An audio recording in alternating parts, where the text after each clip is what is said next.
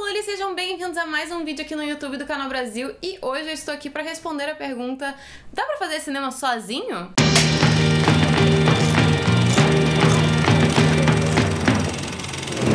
Já diria o grandioso Glauber Rocha, tudo que você precisa pra fazer cinema é uma ideia na cabeça e uma câmera na mão. Mas não é bem assim. Vamos entender por que o cinema se faz com tanta gente assim. Por que o cinema disse ser uma arte coletiva. Em geral, o que a gente escuta dentro da faculdade de cinema é que o cinema é uma arte coletiva e que quando você vai fazer os seus trabalhos práticos dentro da faculdade, você vai dirigir um filme enquanto as outras pessoas vão te ajudar, vão fazer sua equipe, e você vai ser equipe nos outros projetos que os seus amigos forem os diretores. Então, por que é que isso é ensinado desde a faculdade? Por que isso ainda existe dentro do sistema de estúdios, dentro do sistema de produtoras? Por que as pessoas preferem fazer cinema com mais gente? E quem são as pessoas que trabalham sozinhas?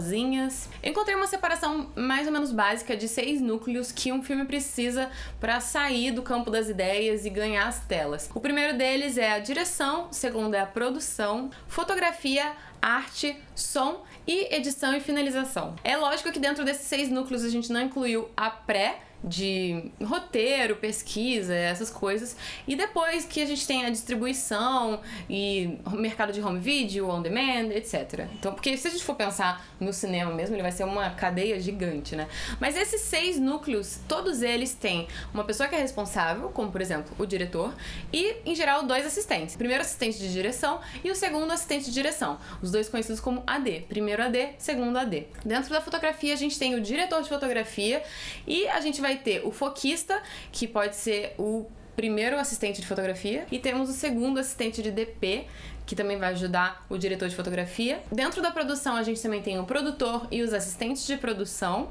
Esqueci de dizer que dentro da equipe de fotografia você também vai ter maquinista, todas as pessoas que são responsáveis pela aparelhagem, pelas luzes também, eletricista. As equipes, elas vão ficando cada vez maiores, né? Tipo, você pode enxugar elas ao máximo, mas se você tiver orçamento, se você tiver necessidade, elas vão aumentando, cada pessoa vai ficar cuidando de uma parte. Dentro do departamento de arte você tem o diretor de arte, você pode ter um assistente de diretor de arte, você também vai ter a figurinista, maquiador, você pode ter o contra-regra, temos também o cenógrafo, assistente de cenografia, aí dentro disso você pode ter marceneiro, você pode ter toda sorte de pessoas especializadas para fazer a parte visual do cenário. A parte da equipe de som é uma das coisas mais importantes e talvez a mais negligenciada dentro do cinema, é que você precisa de várias pessoas, porque ao mesmo tempo que elas fazem a captação, elas não conseguem monitorar. Tipo, você pode ter uma equipe enxuta onde a pessoa que está segurando o microfone monitora,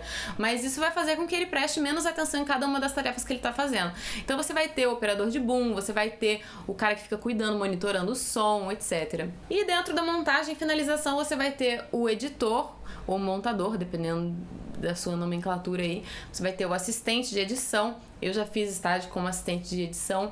E além disso, você vai ter o cara que faz a finalização de cores, a finalização, mixagem de som. Então, tudo isso está dentro da finalização.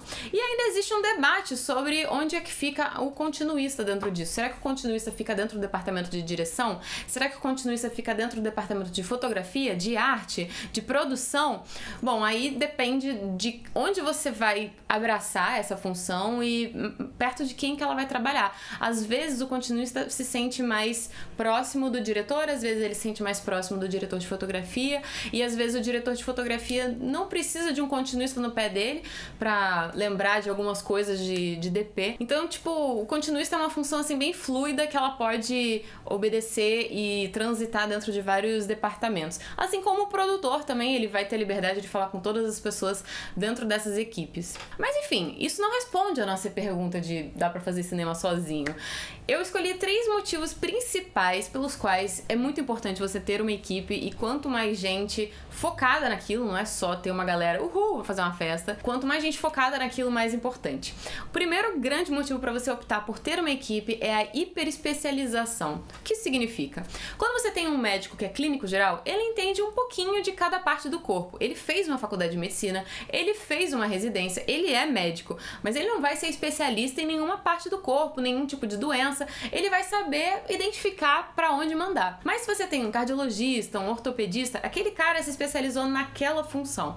Então, é lógico que o ortopedista pode te examinar e chegar à conclusão de que você tá, sei lá, resfriado, porque isso é uma coisa relativamente básica, mas só ele seria capaz de dizer qual técnica seria melhor para você consertar uma fratura, ou sei lá. Então, dentro do cinema existe essa hiperespecialização também. Quando você tem um diretor de fotografia que precisa fazer a seleção das lentes, montar a câmera, fazer o foco, dar o rec, montar as luzes, tudo isso, quanto mais coisa a pessoa tem na cabeça, menos atenção ela dá para cada uma desses detalhes. Então alguma coisa pode passar batida, às vezes ele pode bater o branco errado, às vezes o foco pode estar meio doce. A mesma coisa para a pessoa do departamento de arte. Se a pessoa do departamento de arte precisa cuidar do cenário, do figurino, da maquiagem, de todos os atores, em algum momento ela vai esquecer o brinco de alguém, vai esquecer qual que era a maquiagem que ela fez no outro dia, porque precisa ter continuidade para isso. Então você vai melhorando a qualidade do seu trabalho de acordo com a quantidade de pessoas que você tem envolvidas dentro desta função. Outro motivo muito importante pelo qual trabalhar como equipe é legal é o senso de hierarquia e responsabilidade. Porque, afinal de contas, quando você tem uma hierarquia, você, dentro da sua função, responde a uma pessoa. Então, se der algum problema aqui, ou algum outro problema que você identificou, você vai falar com a pessoa responsável por aquilo. Se deu algum problema na sua sessão, você vai diretamente pro responsável acima de você. E essa pessoa tem que levar pro responsável acima. E essa pessoa tem que levar pro responsável acima. E essa pra cima. E essa pra cima. Então, você não precisa resolver todos os problemas do mundo. Você só precisa comunicar pra alguém que vai encaminhar para outra pessoa para resolver da melhor maneira possível. Esse sistema de hierarquia é muito bom porque você não precisa ficar perdendo tempo resolvendo coisas que não eram necessariamente suas, e o senso de responsabilidade, porque se você é responsável por essa coisinha aqui dentro de um mundo que é o cinema, essa coisinha vai estar impecável. É mais ou menos você incumbir cada uma das pessoas da casa de ficar responsável pela limpeza do seu próprio quarto.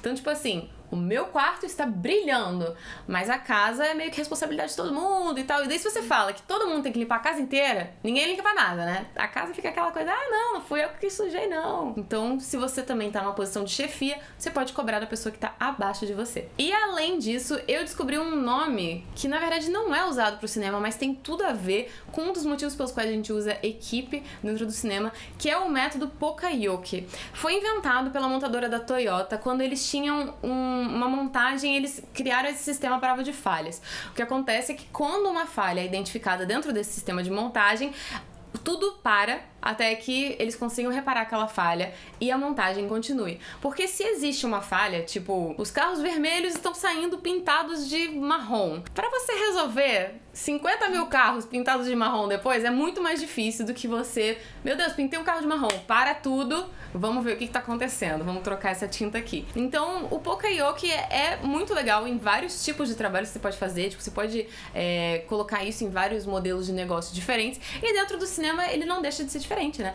Você vai ser responsável por aquela parte, como eu falei, hierarquia e responsabilidade, e se você percebeu alguma coisa errada ali, você vai fazer o seu máximo pra resolver aquele problema, e se você não conseguir, você vai falar com alguém pra que aquilo fique pra depois, quando já tiver solução, ou que passe pra um outro dia, ou pra gente arranjar uma solução, ou, gente, tem esse problema, sei lá, o ator quebrou o pé. Bom, não tem o que fazer, então a gente tem que arranjar maneiras de otimizar o nosso tempo. Então o Poka-yoke é meio uma maneira de você não ir empurrando com a barriga, sabe? Você já comunicou o problema e ou você ou outra pessoa vai resolver, e isso não vai implicar na qualidade do filme. Mas isso significa que se você é uma pessoa que não é muito sociável, uma pessoa introspectiva, ou uma pessoa que não lida bem com grandes espaços, muita gente, e o estresse do set, porque o set é uma coisa estressante, existem algumas outras funções que podem ser interessantes pra você, que são funções que trabalham com menos pessoas diretamente, que é o caso do roteirista, que muitas vezes, se você não tem uma equipe de roteiro, ele vai trabalhar muito sozinho, em casa, ele vai ter alguns encontros com a direção, com a produção e tal, mas Normalmente ele trabalha no lugar dele, no tempo dele. E o editor também costuma trabalhar mais ou menos sozinho, porque ele recebe o material, o log, rebota no computador e depois ele vai lá e pega e faz as coisas no tempo dele. Mesmo que você tenha uma equipe de edição, o editor ele não vai, dificilmente ele vai pro set. Então, se você não gosta do clima de set, se você acha que é cansativo, se você acha que é adrenalina demais, gente demais, emoções demais, você pode escolher alguma função dentro do cinema que não interaja com tantas pessoas e todo mundo consegue encontrar o seu espaço, seu lugar ao sol dentro de uma produção cinematográfica. E, por fim, eu tenho uma recomendação dupla de filmes para você entender mais ou menos a importância da equipe dentro de uma produção de cinema, que é o seguinte: tem um filme chamado The Room, que foi feito por um cara chamado Tommy Wiseau, que é um filme, assim, muito peculiar. Existe meio que um culto em cima desse filme, porque o filme, ele é muito ruim. E ele é muito ruim. E ele é muito ruim. E ele deu a volta e ficou bom pra algumas pessoas, porque é um humor, assim, muito peculiar. A história é de um cara normal que descobre que a namorada dele tá tendo um caso com o melhor amigo dele. E, cara, é tanta coisa ruim nesse filme. Ele tem praticamente completo no YouTube, você pode assistir ele.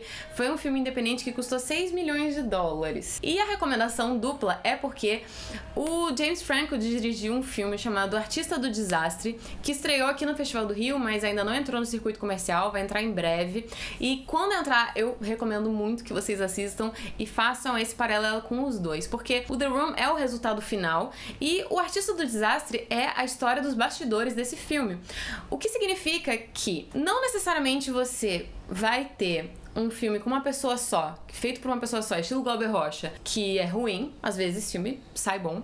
E no caso do The Room, ele tinha a ideia dele, ele tinha o pensamento dele, mas ele contratou uma equipe, ele gastou uma grana, ele comprou os equipamentos e tudo mais, mas não adianta nada você ter uma equipe se você não é capaz de se comunicar, se você não é capaz de trocar. Tudo isso é inspirado nos relatos do melhor amigo do Tommy, que estava dentro dessa produção. Ele relata que em muitos momentos a equipe chegava pro diretor, que era o Tommy Wiseau, e falava: olha, não tá dando certo isso, esse plano não tá fazendo sentido, essa interpretação não tá legal, esse texto tá errado, etc. E ele falou: não, eu quero assim. Então, se você tem uma equipe, por mais que ela seja incrível, você esteja super bem assessorado, você tenha todo o dinheiro do mundo pra fazer o seu filme, se você não aceita que as outras pessoas falem com você e deem ideias e apresentem situações, o seu filme vai continuar sendo um filme de uma pessoa só. Você só tem vários bracinhos e várias mãozinhas pra cuidar das outras coisas. Então, eu acho que isso é uma coisa muito interessante dentro de trabalho em equipe, é que você ouve, você troca e você cresce durante o filme, sabe? É um trabalho colaborativo justamente por causa disso. Então, quando você for fazer filme, por mais que esse seja o projeto da sua vida, seja uma coisa que vem dentro da sua alma, respeite o ponto de vista dos outros e escute os argumentos das outras pessoas. Muitas vezes elas estão dando essas sugestões porque elas querem o sucesso do filme, querem que ele seja mais compreendido. Então, recomendo que vocês assistam The Room, talvez, se você gosta desse tipo de humor, assim, de coisas ruins que dão uma volta e ficam boas. E Artista do Desastre, o James Franco está maravilhoso, ele dirigiu e ele interpreta o Tommy Wiseau. E o irmão dele faz o melhor amigo dele. Tá incrível, esse filme tá... Cara, eu adorei. Foi uma das boas surpresas do Festival do Rio. Enfim, eu digo que não dá pra fazer cinema sozinho. Mas também ter uma equipe não é sinônimo de que vai ficar um sucesso. Afinal de contas, você tem que ouvir as pessoas. E essa é a minha dica de hoje pra você que quer fazer filmes, quer fazer curtas, quer fazer sua vida cinematográfica. Ah, tem um outro filme também que é uma metáfora muito interessante sobre esse trabalho em equipe que é feito dentro do cinema. A Origem é um dos meus filmes favoritos, é dirigido pelo Christopher Nolan, tem o DiCaprio no papel principal e ele é uma analogia a uma equipe de cinema. Então você tem um ator, você tem um diretor, você tem um cenógrafo e tudo isso faz parte da magia do cinema. A importância de você trabalhar em equipe é justamente porque na hora do vamos ver, cada um tem que estar responsável por uma parada ali, porque senão não vai dar certo. Então, se você já assistiu esse filme, reassista com isso em mente. E se você não assistiu, você tem que assistir porque é muito bom, gosto muito. Fica aí minha recomendação. E é isso. Trabalho em equipe é para a obra crescer e florescer e ficar cada vez mais rica. Bom, esse foi o vídeo de hoje, espero que vocês tenham gostado. Quero muito saber a opinião de vocês, deixe aqui embaixo nos comentários se você já teve a experiência de gravar um filme com uma pessoa só, com uma equipe, se deu algum problema, se teve alguma solução interessante. Quero saber as histórias aqui embaixo. E se você tem alguma pergunta em relação a como é fazer esse trabalho dentro do set, como é que é a interação entre equipes, eu vou ficar de olho aqui nos comentários respondendo perguntas. E é lógico que sugestões para os próximos vídeos serão muito bem-vindas, então faça perguntas, quem sabe eu elaboro isso mais para fazer um outro vídeo aqui no YouTube do Canal Brasil. Ah, não esquece de se inscrever também, todas as quartas-feiras eu tô aqui, mas todos os dias tem um conteúdo diferente. Então, é isso. Quero seu like aqui nesse vídeo, compartilha com seus amigos cinéfilos e a gente se vê semana que vem. Tchau!